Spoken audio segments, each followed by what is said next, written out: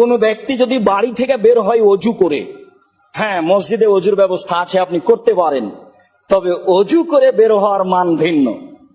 কেউ যদি বাড়ি থেকে অজু করে বের হয় সালাত আদায় করব বলে, রাসূল সাল্লাল্লাহু আলাইহি সাল্লাম বলছেন ফাজরুহু কাজরিল হাজিল মুহরিম, ইহরাম বেঁধে হজ করলে যে নেকি পায়, বাড়ি থেকে যদি অজু করে বের হয় ইলা সালাতিল মাকতুবা, ফরজ সালাত আদায়ের জন্য যেতে থাকে অজু করে, তাহলে সে হজ করে যে নেকি পাবে সে নেকি পাবে।